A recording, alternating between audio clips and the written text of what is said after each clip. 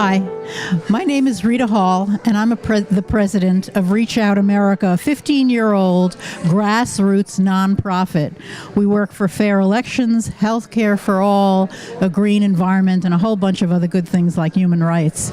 Today is our fundraiser. State Comptroller Tom DiNapoli will be here. We'll be having music from Nina Gordon. A whole bunch of people are going to eat some delicious food from Lola Restaurant, and it's all in the name of a good cause. So welcome and enjoy, and join us if you can. Good morning, everybody. My name is Anna Kaplan. I'm the New York State Senator for District 7. This morning, I am out here with Reach Out America event at Lola in Great Neck. We're all gathering, and I see many, many familiar faces here to hear our wonderful Comptroller, Tom DiNapoli, to speak as the keynote speaker. I have to say it's always an honor to come back to really community that I know very well, Great Neck, and to be taking part in all of the different events that they do for all of the residents here. Hi, this is New York State Comptroller Tom DiNapoli. Pleased to be here at this event for Reach Out America. Reach Out America is one of our great grassroots organizing organizations that does so much to raise awareness about key issues in the community. I'm going to be talking today about some of what I do in my role as Comptroller, both on New York State issues and some of the bigger issues that we're confronting in society today. But I really admire the work of Reach Out America. Great leadership. We just lost one of the founders, Shirley Romaine, who did so much to get this organization off the ground and be the strong organization it is today. So in Shirley's memory, we're continuing the great work of Reach Out America.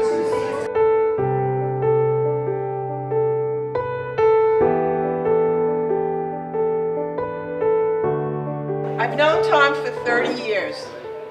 Boy is right. And over those years, we've become friends. The last time that I introduced him was at an ROA meeting. And guess when that was? It was the morning after the presidential election. Nobody wanted to get out of bed. And when Tom came to the meeting, he said, "Harriet, what am I going to talk about?" And I said, "Just cheer us up." And cheer us up he did. So now he's here with us again, and we don't need as much cheering up, but we still need somebody to cheer us up. This is one of New York's great champions, my friend, 54th Comptroller of New York State, and hopefully our next governor.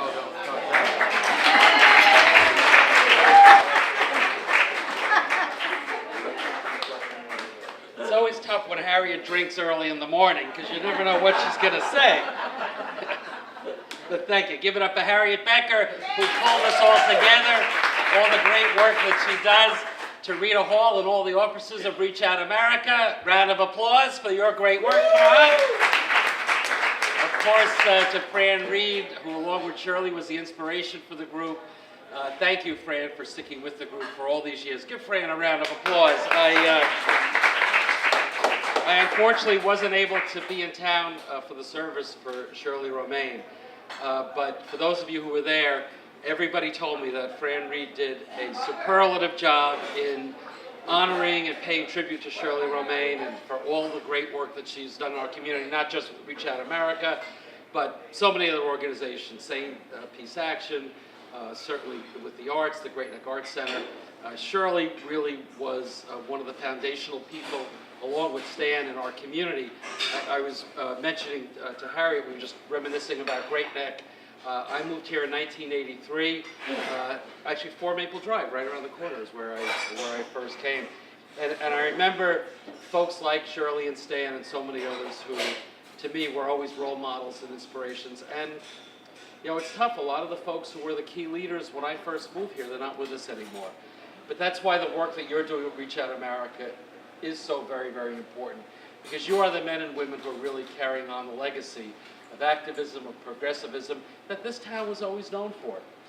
Perhaps it's been a little tougher these days, you know, given some of the change of dynamics in Great Neck, but Reach Out America, to me, is the organization that is continuing the legacy of great work that has really gone on for decades and that has always made Great Neck really a beacon of hope and inspiration for so many. Let me talk about a couple of things. Then Harriet wanted me to open it up, for discussion, so I'll try not to talk too long, although I do have the tendency to do that, and talk about a few different things, because there's a lot going on. First of all, I needed cheering up this morning.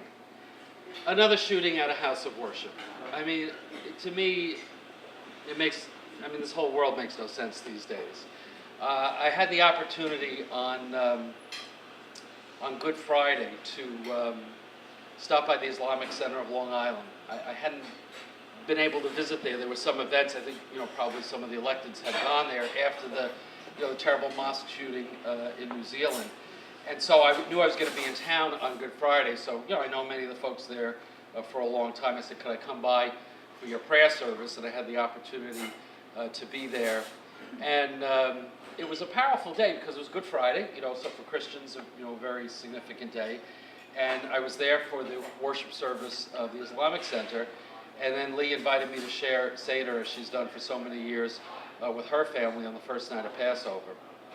And it was a reminder of how, whether you believe in stuff or not, how there are moments where we do take time to pause, and we do take time to connect with something bigger than us, and we do take time to connect with family and friends.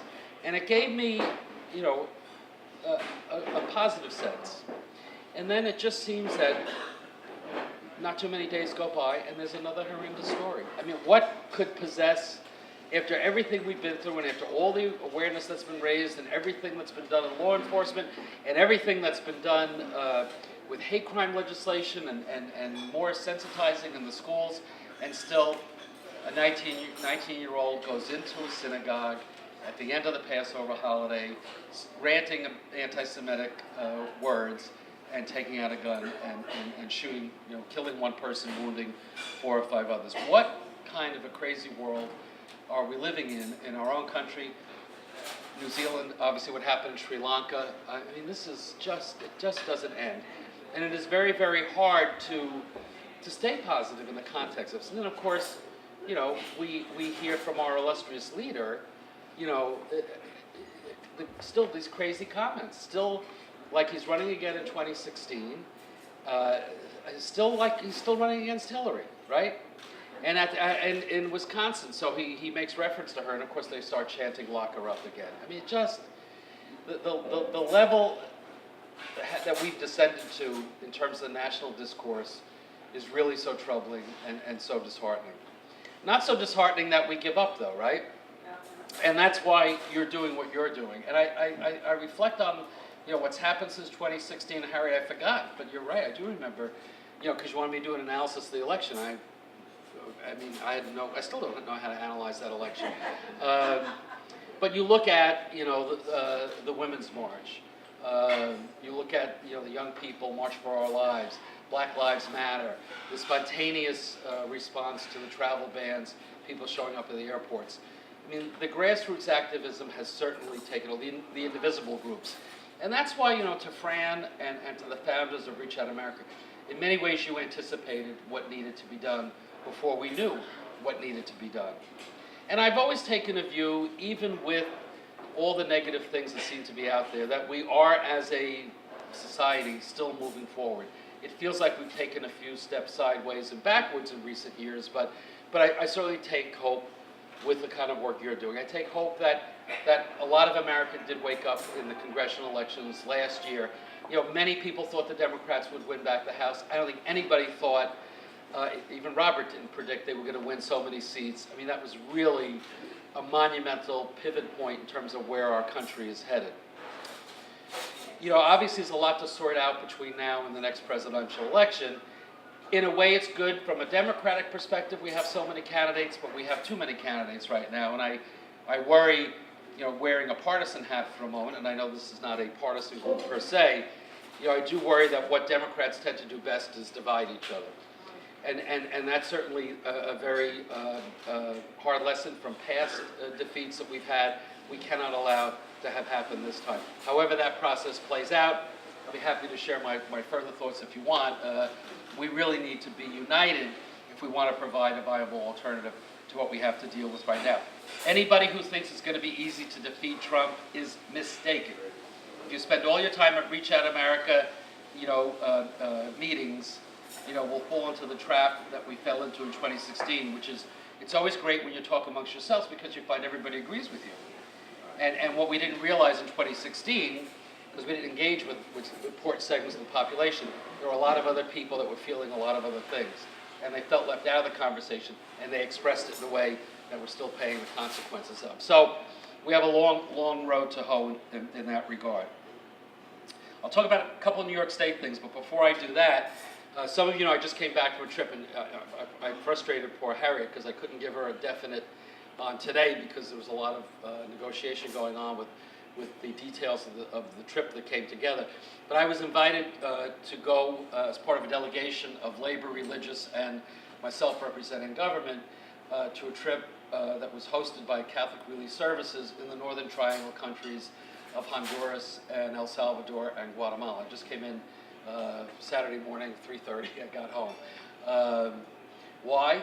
To really see up close what's happening in terms of the migration crisis that we talk about in this country so much, that's in the papers each and every day, to get a better sense as to what's fueling that in those countries, and also, frankly, to get a sense of the human face of the migrants. Talk about a group that's been marginalized, demonized, scapegoated, certainly by the president and by his supporters. You really get a distorted picture as to what's driving this notion, that these marauding hordes are coming here to just do terrible things on our own country, that they're all criminals and that they're an undesirable element. I think we know that's not the case, but having just come back from the visit there, and I don't presume to be an expert in giving you a solution to the problem that we're facing, but there's a lot of complexity to what's going on there. There's no doubt, and some of you have been to some of those countries, perhaps as tourists, that they face great challenges. Each of them have their own dynamic, a little different from each other, but there's certainly some commonality. They are largely poor nations, there's no doubt about that, although certainly in the capital cities where we were, there was a lot of building and a lot of American corporations that were located there and a little more prosperity than one might have thought. But for the overwhelming majority of the population, certainly poverty is the challenge. And the challenge then becomes one of economic opportunity and lack of career opportunity and lack of jobs. That's often what we heard was driving the migration. People, as people before them, look to America as an opportunity to improve their life and to improve their economic condition. Very much correlated to that, though, is the issue of security, the issue of violence. There's a lot of violence in these societies. Some of it's legacy of civil wars that went on, certainly as you can recall, for many years in El Salvador and in Guatemala, but the issue of gang violence, an export, by the way, from the United States. The gangs that formed, largely in the LA area, when those gang members have been deported back to their home countries, they bring the gang activities with them, easy access to guns down there, and so there is a whole subculture of gang control of entire neighborhoods that the governments there either are too weak or just incapable of dealing with. So when we met with people who would say, we went to the migration centers where they were processing returnees, people who were being turned back from Mexico or from the U.S. border or had been deported. Why did they leave? They left because in some cases, someone came knocking at their door and said, we want your house, and you have to leave by tomorrow, and if you don't, we're going to kill you. Or someone else who said, I had a job, but I had to pay so much in extortion, I really wasn't able to provide any kind of living for myself and for my family. I mean, we went to a youth program that was in one of the barrios in a tough neighborhood. And the gangs have a strong sense of territory. So we drove down a road that was the border between two gang territories. And we were told on the bus, the van, have the windows down so they could see in, so they could see that we weren't having any guns or anything like that. Do not let anybody see you using a cell phone. Do not take any pictures. When we drove down the street, you could see at certain corners young people who were lookouts, telegraphing that something unusual is coming down the street, and our hosts had let people know in the neighborhood that we were coming to visit this program, and we were just there as visitors. Imagine if that's what you have to live with every day.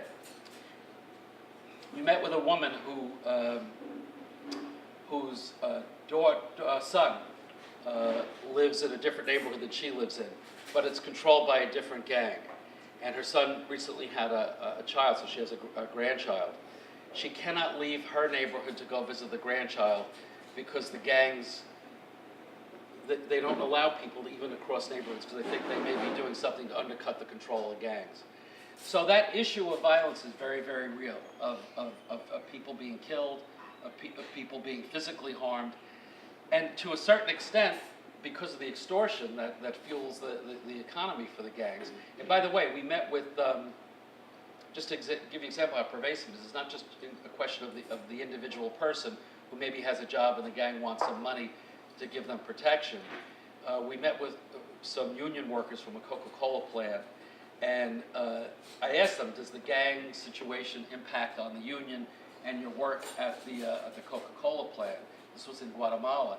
And they said, no, not directly, but Coca-Cola has to pay protection money to the gangs that control the area. They had like 160 routes for the Coca-Cola company. 120 of those routes, the gangs extorted from the Coca-Cola company. I wonder how they mark it in their corporate books that they're paying extortion. But the governments are corrupt and the governments are weak. They can't deal with the situation. So as somebody said, if staying here means that there's a chance someone's going to kill me, why not take the risk to travel north and to try to get to America, even if there are risks there? Because as you know, along the way, there's abuse of the migrants, there's sexual violence, rape is not an uncommon situation that goes on for many of the migrants. But with what they're facing at home, it's worth the risk, because America is still the land of opportunity.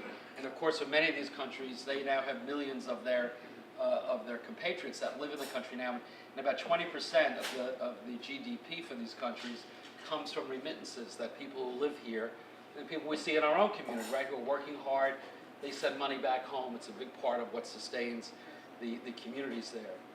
A third area of concern I'll mention briefly, which we may not think about as an issue related to the migrant crisis, is climate change.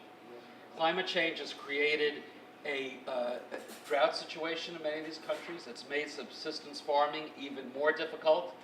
When it's drier and warmer, the kinds of pests that can infest a crop increase and multiplies. So they've had to adjust some of their farming techniques to deal with the issue of climate. We don't think of climate as a reason necessarily for causing migration, but we heard very directly from those involved with the agriculture industry that that's part of what's going on right now. So, look, as I said, I don't have a magic solution, but I can tell you this, it's not going to end by building a wall. If anything, you know, if the more our country would try to do, this administration would try to do to prevent people from coming in, all it will do will put a higher price tag on what the coyotes, those who smuggle the migrants in, they'll just charge more than they're charging already, because they will find a way to get through whatever kind of barrier is set up. This notion of cutting aid to these countries that Trump is talking about doing, some of the best programs that we saw that were pathways for young people to not fall into the gang culture, to not get into that path of being involved with what's so wrong in those societies there. It's actually funded by sponsorship from the U.S., including USAID funding that's appropriated by Congress. And it was very, very clear that some of these programs would cease to exist if USAID would be cut back. So again, the programs we saw that were successful in getting young people on the right path in terms of life skills, education, and to be part of the more formal economy and not the underground economy there, those programs need to be scaled up. We saw just the tip of the iceberg of what needs to be done. But what they have would be severely jeopardized and perhaps would go out of business if we cut the aid to these kinds of programs. So from my perspective, I did see the human face. You know, when you're in the migrant center and you see these people being returned back, it was very clear from the workers, and boy, talk about dedicated workers that really are looking out for the interest of the migrants. They said for all the returnees that are coming back, at least 40% of them are just going to try again because the living conditions are so horrendous where they are. So this issue is not going to go away with simple solutions like cutting aid to these countries or building a wall. But we need to keep in mind that these are people. They are entitled to dignity. Very often they come here because our society and our economy employs them. They do jobs that others won't take. We need to figure out a rational immigration policy nationally. And no, I'm not running for a federal office. Don't get a misunderstanding. But clearly our laws need to be changed, and we need to stop demonizing these people. They are not animals. They are not criminals. They are men and women, in some cases children and families, unaccompanied minors, who are trying to escape some very, very horrendous situations. And we need to do more to help change the dynamic in those countries and not to demonize them. So, went on longer about that, but it's fresh in my mind from the trip, and it was a real privilege for me to travel. We're going to do some follow-up, working together, union, social service, and government, to see how we can elevate the discussion, more intelligent discussion of what we need to do to address this issue. From the international to the more local in New York State, we just went through a challenging budget cycle. Anna probably has filled you in on other occasions, but she worked very hard along with Tony Durso in the Assembly and certainly the governor to deal with a changed fiscal reality that we've had in the state. We are still adjusting to, as taxpayers, the changes in the federal tax reform, which ultimately will do not very much good for us in New York State, and in the short run created a $2.6 billion shortfall in the revenues coming to our state. So the governor unveiled his budget earlier in the year, and by the end of January we saw that we had a significant drop-off in tax revenue. There are probably various reasons for it, but there's no doubt in my mind the governor was right in saying that this is a reflection of the change in taxpayer behavior in response to the federal changes in law. That shortfall required the governor to adjust his initial budget proposal and frankly put in a number of cuts that were going to be very hurtful, especially to healthcare programs. So Anna and her colleagues had to grapple with how do we do the best that we can in a changed revenue environment to still provide the important services that New Yorkers care about. It was not an easy budget process, and it was a different one than we've had for the past few years. But to their credit, the legislature and the governor did get the budget done on time on April 1st. There are some revenue enhancements in the budget, there's no doubt about that, and the biggest one being a longer-term extension of the higher tax rate for upper-income New Yorkers, and other issues like congestion pricing relating to funding for the MTA, which you know is a big, big concern. But the good news is, by the end of it all, the health care cuts were largely restored. That's very important to our hospitals and our long-term care facilities. About $1 billion more in education aid, probably a little less than some of the advocates would have wanted, but in the context of a more difficult budget year, I think was a good number. More money for environmental programs, Environmental Protection Fund, and also more money for water infrastructure. We know that's a big issue here on Long Island. Many of us worked on it for many, many years. It's becoming just as big an issue in all parts of the state, protecting the quality of the drinking water supply. So good news there. One of the other challenges with the budget process this year is that we've seen an increasing trend to tie policy initiatives to the budget process. One could argue reasonably that the budget process is not meant to be the catch-all for every single issue that's out there. And I do think one of the negative consequences of that is that a lot of time is spent on policy issues that really should be debated separately, and not enough time is spent on debating the nuts and bolts of the budget.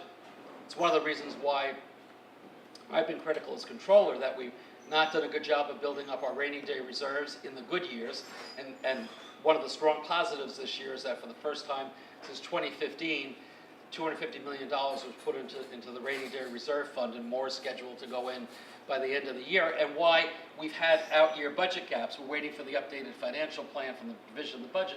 I suspect it'll show we're still going to have some out-year budget gaps. So this notion of tying policy into the budget all the time, I think sometimes contributes to that short-termism that too often typifies the budget process. But, on the positive, you certainly saw, from the environmental perspective, the ban on single-use plastic bags was incorporated. I had nothing to do with it. Applaud Anna. She had something to do with it. Controllers don't make any of those decisions. That's all the legislature and the government. Significant criminal justice reform, particularly with regard to the bail system. That was very, very important to people.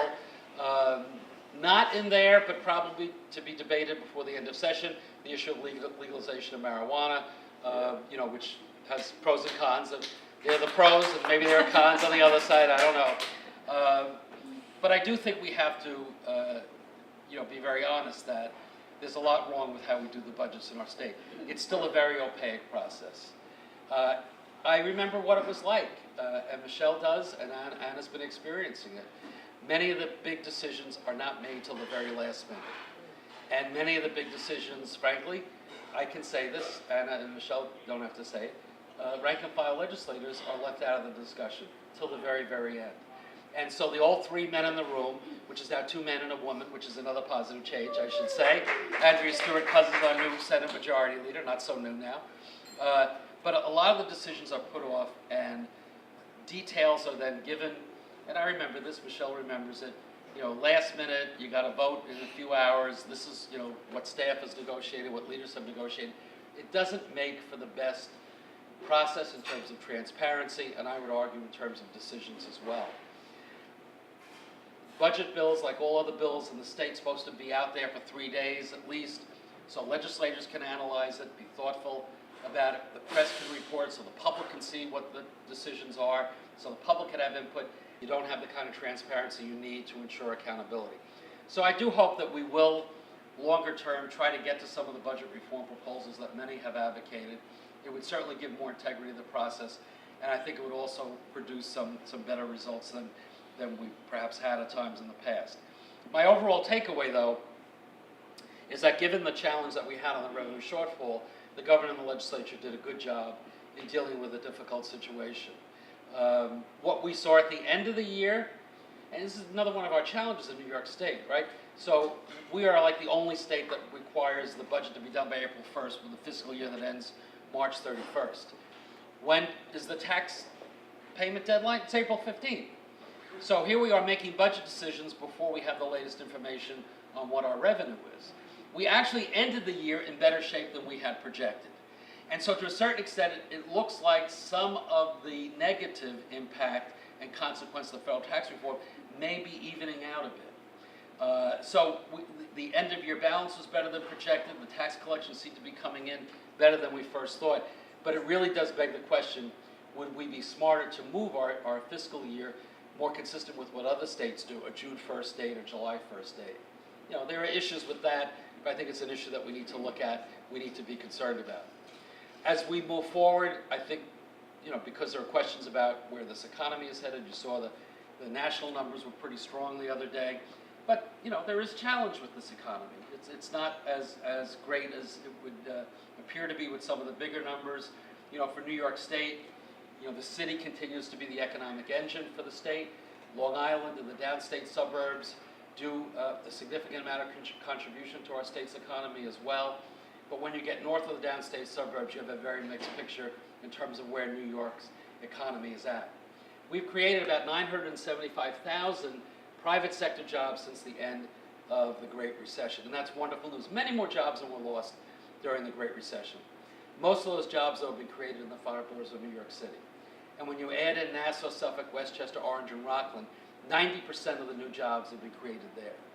So when you go to many parts of upstate New York, you actually have some communities where you have fewer people working today than they had 10 years ago. Southern Tier, those of you that have family or friends in the Binghamton area. Syracuse area, central New York. Mohawk Valley around the Utica, Rome area. The North Country, the Adirondacks. These regions are not doing as well as we are doing downstate. And so it's still very much a mixed economy. And even though we spent a lot of money on economic development, that has helped in the capital region, in Western New York, the Buffalo area. You've read about the Buffalo Billions, the good and the bad about it.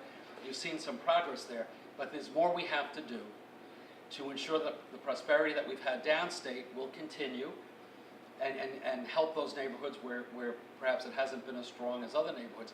But really the big issue is, what do we do for these upstate regions? We are very much a tale of two cities, or a tale of two states. And that creates some vulnerability for our economy. Wall Street seems to be doing better than it had been doing. That's good news. Profits certainly are strong. Whether you love what happens on Wall Street or you hate it, it contributes 18% of our state's revenue. So it's very important that that sector of the economy continue to be strong. I care about Wall Street because I'm trustee for the pension fund, so I want to make sure the stock market's doing well. So, quick update on that, and then I'll wrap it up. So we'll open it to what you want to talk about. You know, we have the third largest public pension plan in the country. What's not important is our size. We're over $200 billion. What's important is how well funded are we. And that's where we are one of only 4 states that is over 90% funded with our pension fund. So we're virtually fully funded. So as the teachers' retirement system, where I sit on the board, I have an appointee there, or the New York State and local retirement system, we have benefited from a smart investment strategy. I have very dedicated staff of professionals that know what they're doing. We've obviously benefited from the fact that the markets are doing much better as well. But we're very, very cautious, because my goal is to keep our pension fund well funded. And that means we have to balance the cost to taxpayers with the rates that we charge our local governments, and making sure that the fund stays well funded. When we have good years and good numbers, people say, Tom, you should cut the contribution rates more. That would relieve our local budgets. But you know what? It's not going to help the funded status of the pension fund. So we have 1.1 million New Yorkers that are just in the pension fund that I'm the trustee for. I have to look out for their interests. What we also try to do, though, is do some good things with the money that we're investing.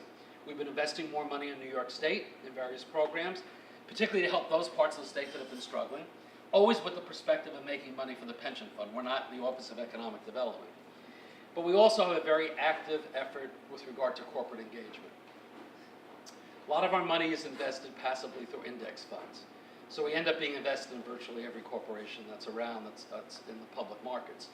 But some corporations, frankly, don't do as well as we'd like them to do on labor issues, on LGBTQ issues, on environmental issues. Go down the long list. We are one of the most active public pension funds in pressing corporations to be good corporate citizens on these and other issues. We have a new initiative that we just started this year on disability inclusion. One of the segments of our population that has the highest unemployment rate in our communities are those in the disabled community. There's a tremendous potential for people who really could be productive, would be great additions to the employment sector, and they've been left out. And part of it is that we don't have enough corporations that have policies that clearly provide for a hospitable work environment for people with disabilities. So we are now working with some of the advocacy groups to press corporations to have very explicit policies on how they can provide opportunities for people that have some kind of a disability. So I'm very proud of the work we do there, because I do think it's important whenever we can to achieve what we call that double bottom line. First priority, make money for the pension fund. Why? We have to guarantee the retirement security for our members. And in the long run, that's how we're responsible to the taxpayers as well, and to local governments, because you see the states that are in crisis with their pension funds being poorly funded, that destroys the government finances for the state and local governments. We don't want to have that be the problem in New York, and it hasn't been. But besides that, if we could do some good things with the money that we invest, if we could press corporations to do a better job on issues that are important to us, I think that's an important responsibility for a public pension fund as well. So, a lot of things I didn't touch on, but I will just wrap up with saying that it's been a privilege for me to continue to be in public service for as long as I've been. A lot of it has to do with wonderful support of this community, having represented Great Neck and surrounding areas for 20 years in the State Assembly. I thought you couldn't have anything better than that. Learning so much from my predecessor, May Newberger, who was a real champion for all of us. How about a round of applause for May, for everything she did for all of us. But I must tell you, serving as state controller, which is now, this is my 13th year, I can't believe it, has been another kind of privilege. I thought I knew New York State. I knew New York State well, having lived here all my life, and certainly through my work in the Assembly, traveled a bit. But this position has really enabled me to travel to all parts of the state, to see the diversity, to see the natural beauty of the state, to see the resilience of our people. I'm very proud to be a New Yorker, and certainly coming back from the trip I just had to Central America, really appreciate what we have here. We have our issues. There are always some things that we could do better, but New York really is just an incredible state. And the chance to serve people in the unique way that I can as Comptroller, I really do enjoy this work. I do say, and I mean it, I have the best job in state government. No offense to Anna and her important work as a state senator. I also have the job most people don't have a clue as to what it is that I do. But we do a lot of important stuff. And the ability to move an agenda within the realm and jurisdiction where we do have authority, whether it's on the accountability side, with the audits that we do, to try to inform policy with the research reports that we do, to manage the pension fund not only for the benefit of the retirees and the public workers, but also to do some good in terms of the larger issues. You go down a long list of what we do in the Comptroller's office. It in fact is very, very impactful. Are there times where I miss the give and take and the trench warfare of being in the legislature and trying to get a bill passed and dealing with all my colleagues and dealing with the government? Yeah, I miss that sometimes. But this is, for me, at this point in my life and career, I can't think of a better opportunity to serve the public. I am very much like all of you. I fancy myself still being, the teenager who started out as an activist, being involved with efforts, against the war in Vietnam and supportive of farm worker rights and civil rights movement. There's a lot of me that was very much formed in the late 60s and early 70s. There's a lot of me, even today, that's still that idealistic high school senior that ran for a seat on the school board successfully and has never given up. Many times people in my family say, why do you still do this? Get a real job. I had a real job for 10 years when I worked for a corporation. I love doing that. But at the end of the day, it wasn't enough. And the chance to be in public service, the chance to do something where you feel you're giving back, you feel you're contributing to making our world a better one, you can't put a price tag on that. And so I want to thank you again for being part of allowing me this wonderful privilege. And I stand with you in partnership and really appreciate the great work that Reach Out America does. You are an inspiration to me. So let me end it there.